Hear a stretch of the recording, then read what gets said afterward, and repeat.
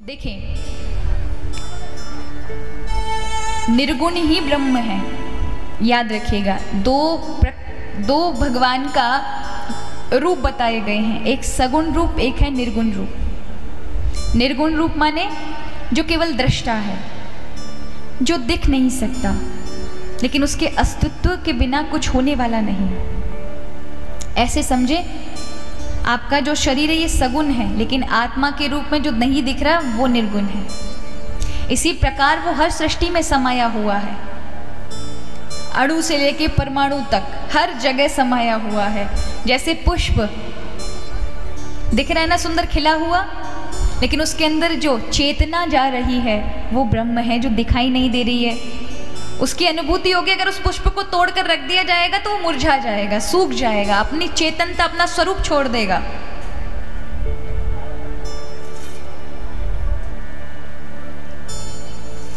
तो इसलिए कहा गया ये निर्गुण जो ब्रह्म है, ये सगुण पूजा से ही निर्गुण ब्रह्म तक पहुंचा जाता है। याद रखिए, वास्तविकता में निर्गुण ब्रह्म ही है, लेकिन निर्गुण ब्रह्म की अगर आपको बिल्कुल भी आंतरिक अनुभव नहीं है तो आप निर्गुण ब्रह्म में बिल्कुल ध्यान नहीं लगा सकते। ध्यान दीजिएगा मेरी बात पर, यह आपके लिए विशेष आवश्यक है। कई बार आप लोगों ने सुना होगा, कई बार लोग कहते हैं ना कि मूर्ति पूजा क्यों करते हो, जबकि वेदों में कहा गया है प्रतिमा नास्ति, प्रतिमा नहीं होनी चाहिए।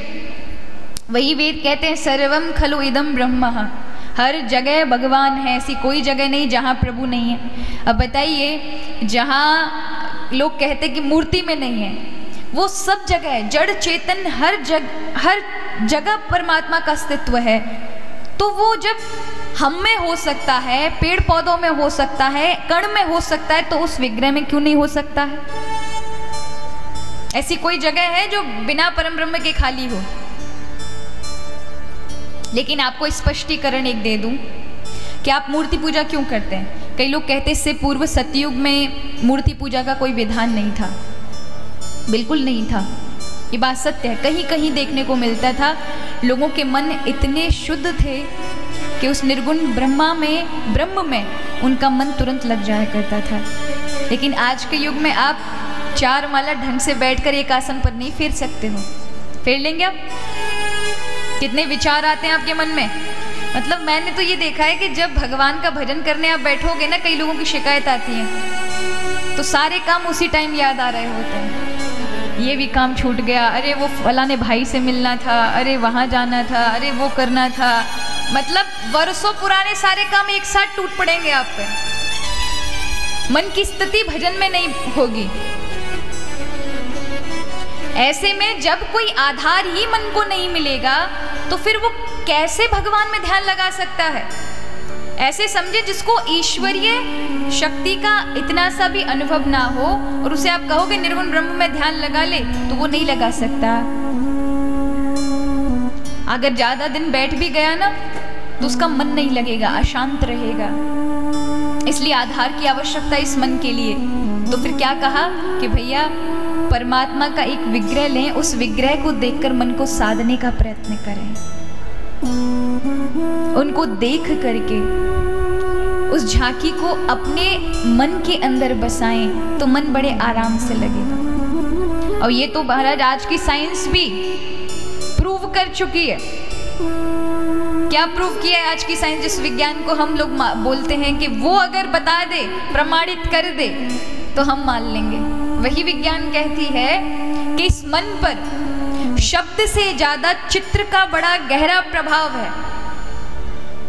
आप शब्द से कोई चीज इस मन पर बोलो, ये आप उस शब्द में से भी 5% याद रखेंगे। अब आप ये बताइए, आप मेरी इतनी कथा रात दिन सुनते, कितना सुन ली होगी? 2009 से मैं यहाँ कथा कर रही हूँ इस क्षेत्र में, हरदा क्षेत्र में, बचपन से आ रही हूँ। और कम से कम यहाँ कई ऐसे होंगे महान पुरुष और माताएं, देवियां, मैया जो मुझे तब से ही सुन रहे होंगे, कई 4-5 साल से सुन रहे होंगे। लेकिन बताइए, जो मैं कथा में आपको 4-4 घंटे या 3-3 घंटे सुनाती हूँ, क्या आप सबको वो बातें याद हैं? अगर आप लोगों को याद हो जाती ना तो वो मोह को कोई निमंत्रण देके कथा नहीं बुलवाता। सच सच बताओ, अगर सबके हृदय में कथा बैठ जाती और शब्द का इतना तेज प्रभाव आप पूरा का पूरा पड़ जाता है तो फिर कथाएं बंद हो जाती, फिर तो आपकी बुद्धि में वो कथा आ जाती ना। लेकिन शब्द का प्रभाव इतना गहरा नहीं पड़ता है, ऐसा नहीं। इसलिए कथा का जो वक्ता सुनाता है उसका केवल 10% श्रोता सुन पाता है। कितना? केवल 10%। लेकिन चित्र का मन पर बड़ा गहरा प्रभाव है। किसी चीज का आपने चित्र देख लिया तो बस महाराज वो मन ने तुरंत पकड़ लिया। अगर चित्र का देखकर आपने कुछ चीजें समझी होंगी तो क्या होगा? उस चित्र की वजह से आप पर 80% प्रभाव पड़ेगा। ये अभी कुछ वैज्ञानिकों ने एक शोध किया था, उसमें क्या किया, 2 प्रकार के मरीज उन लोगों ने लिए, 2 समूह बनाए मरीजों के, 100 लोगों के 2 ग्रुप बना लिए, 100 लोग इधर 100 लोग इधर।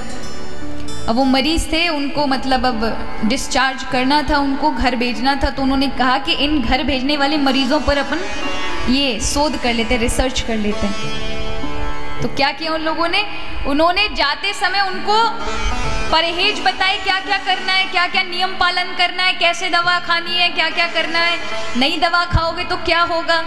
तो एक जो समूह था जिसमें 100 मरीज थे, उनको बताया देखो भैया लिख लो अपनी डायरी में, अगर ये दवा टाइम पर नहीं खाई तो ये हो जाएगा, इतने बजे सोना है, इतने बजे उठना है, सारे नियम बता दिए। और दूसरे वालों को बोलकर नहीं बताया, लिखकर नहीं बताया, बल्कि चित्र के द्वारा समझाया कि देखो अगर तुमने नहीं खाया तो इस चित्र में ऐसा हो रहा ना, ऐसा हो जाएगा, अगर तुमने ऐसे नहीं सोए तो ऐसा हो जाएगा। वो चित्र वालों को भी चित्र की तरह समझाया और भेजा। और 1 हफ्ते बाद जब पहले वाले ग्रुप से, जिसमें 100 मरीजों को लिख करके और शब्द से बताया था, उनसे पूछा आपको कितना याद है जो हमने बताया था, तो वो कहते हैं हमको तो केवल 7% याद है, बाकी सब भूल गए हम, क्या आपने बताया था हमको समझ ही नहीं आया। सारे के सारे 100 लोग के 100 लोग बोलते 7% याद है। और जब उनको फ़ोन किया, जिनको पिक्चर से समझाया, फोटो से समझाया था, उनको जब फ़ोन किया तो वो बोलते हैं जी हमको 50% याद है, आप हमसे पूछ सकते हैं। और ये सारे के सारे उन 100 लोगों पर उसका असर पड़ा। इससे पता चला उन्हें कि इस मन पर शब्द से ज़्यादा चित्र का यानी दृश्य का गहरा प्रभाव है।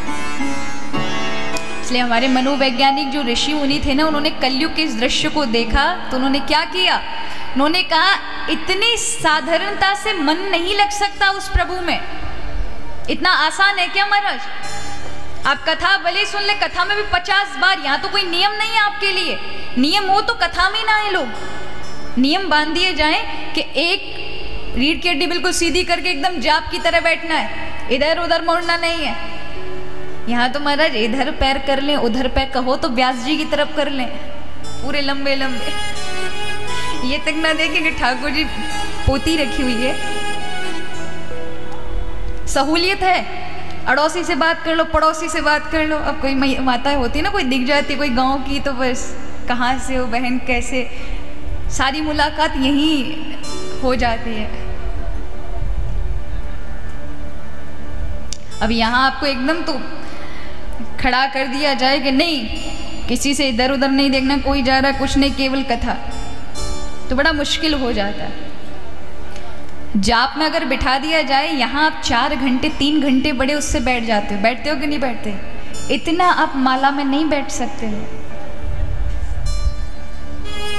और जो बैठ जाते हैं समझ लीजिए कि उन पर गुरु की और संतों की कृपा है, जो 4 घंटे बैठ गए, क्योंकि मन बड़ा चंचल है। ऐसे में मन को लगाने के लिए अर्चा विग्रह बताया कि आप अपने ठाकुर जी को सुंदर सजाओ धजाओ, उन्हें तिलक आदि करो, आरती उतारो, नैवेद्य लगाओ, पूजा करो, शाश्वत प्रभु विराजमान है, ऐसे भाव बनाओ। और फिर जो आपने छवि को सामने रखा है उसे अब हृदय में उतारो, गहराई से देखकर हृदय में उतारो। उसे कहते हैं रूप ध्यान। क्या कहते हैं? रूप ध्यान। और जब ये ध्यान पक्का हो जाता है तो फिर धीरे धीरे धीरे धीरे आपकी अवस्था उठती चली जाती है। और फिर आपको एक ऐसा समय आता है कि अगर मान के चलो आपके पास वो अर्चा विग्रह ना भी रहे तो भी आप सर्वत्र उस परमात्मा की अनुभूति करते हैं। इस अर्चा विग्रह से आपके अंदर बहुत सारी गुणवत्ताओं का निवास होता है। भक्ति जीवन में आती है, प्रेमा भक्ति आती है, तो जीवन में बहुत सारी चीज़ें आपके पास आ जाती हैं जो आपके पास थी नहीं। आप इतनी मेहनत करते तो नहीं मिलती, वो आपको सहज ही मिल जाती और आपको पता नहीं चलता। सहन शक्ति मिल जाती है, प्रेम भावनाएं मिल जाती हैं, क्षमा दया के गुण आ जाते हैं, शांत भाव आ जाता है, धैर्य आ जाता है। क्या नहीं देती भक्ति, लेकिन हम विचार नहीं करते उस पर कि हमें क्या मिला। हम देखते हैं धन पैसा मिला कि नहीं मिला, ये नहीं देखते कि भगवान ने बहुत कीमती चीज आपको दे रखी है, अपने भक्ति के माध्यम से दे दी, जो आपके व्यक्तिगत जीवन में तो आएंगी लेकिन परमार्थ मार्ग के लिए भी बहुत उपयोगी है।